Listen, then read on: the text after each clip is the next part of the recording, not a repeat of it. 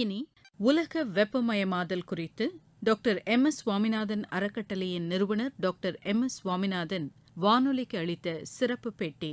உடன் உரையாடுகிறார் Sanjay Ghosh. Government has rolled out several policies and programs to tackle climate change. What more needs to be done? You have said the Prime Minister has also spoken. We have a national action plan, we have a state action plan. Our government, we are very unique in one sense. We are a democratic society, secular democracy, and a democracy at three levels. The grassroots level, the Panchayat Raj institution, the state level, the state legislation committee, and so on. Both levels, we have national level, both in terms of life, in terms of public education, but we also have a large number of academies, science academies, and so on. I am not talking, one is the political level of both Gram Sabha, starting from Gram Sabha onward. But not only political level, but we are lucky to have a large number of science academies and a very large number of universities and so on. They also have to take part in public education. And that's what I would say. Public education should become everybody's business.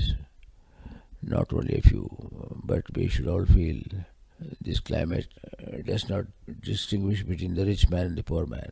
All are same to the climate. Only if you are rich, you try to manage the climate in your own room by putting electricity in.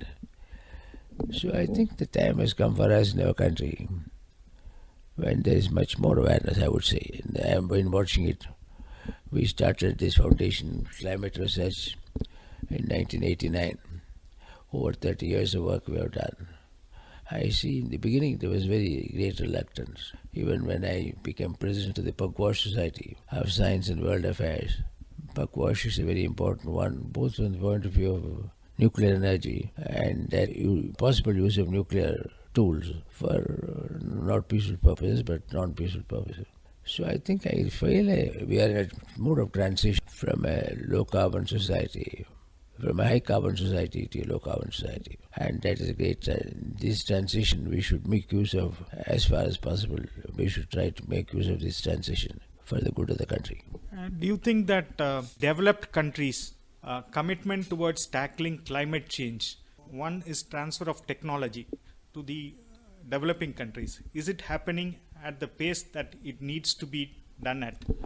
It is not happening at a pace largely because energy is important for everything.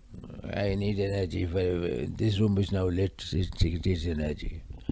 For cooking we need energy.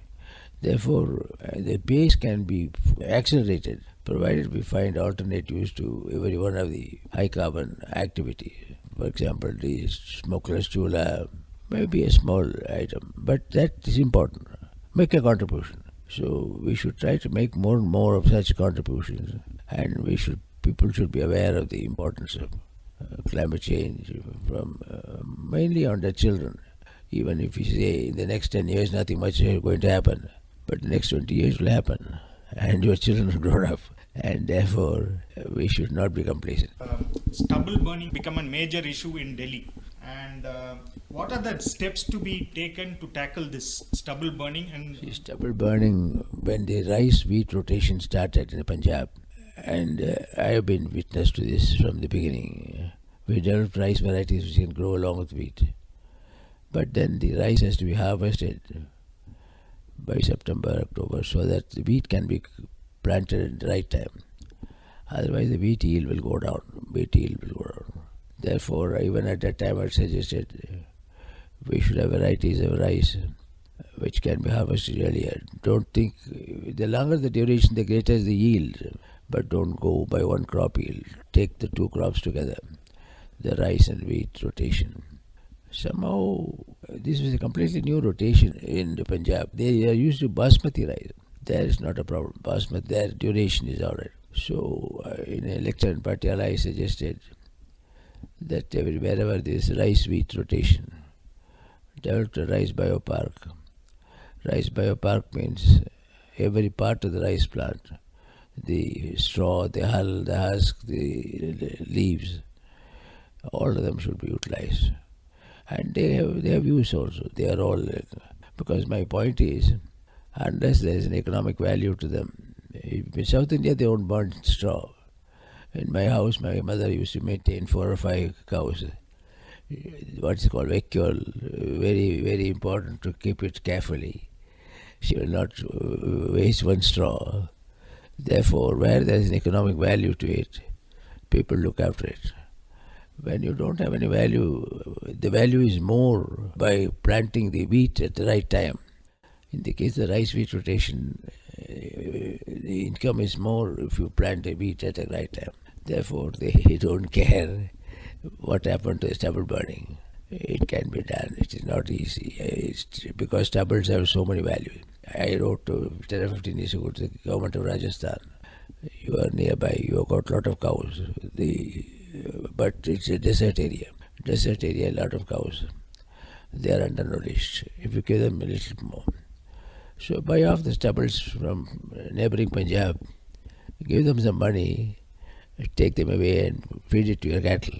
But some of these, unfortunately, in my view, now that I'm quite old, ideas remain on paper. Good ideas, that's what I feel.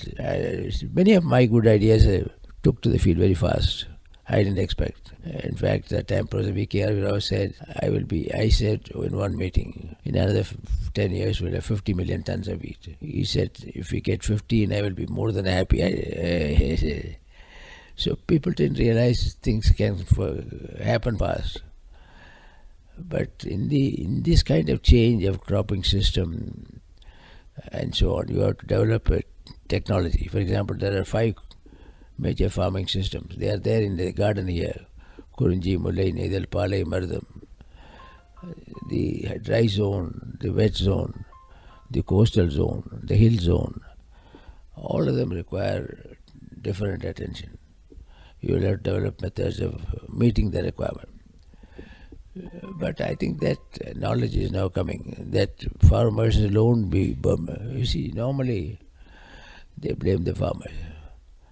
But we are grateful to the farmers for producing the rice and wheat in one crop. And we have become number 1 producer of rice in the world. Thailand used to be the number 1. Therefore, there is no use in blame game. What is important is, here is the rice stubble. It's a good source of calories for animals. And also some of them have got good vitamins. How can farmers make use of it? This source, the untapped source of income. This untapped source of income, how do they make use of it? That's what we should do. I did my best when I was in the International Rice Institute. Starting Charity Begins at Home, I put one at the International Rice Institute. At that time, Mrs. Aquino became the president because her husband was killed by Mr. Marcos. She came to the foundation and I took her around the rice biopark.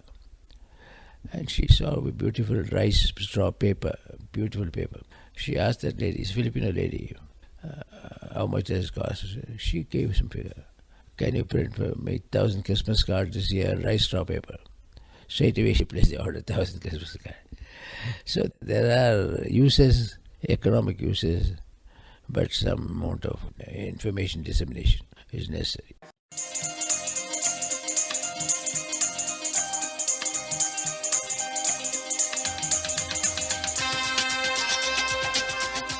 இத்துடன் இன்றைய செய்திக் கதம்பம் நிறைவு பெறுகிறது.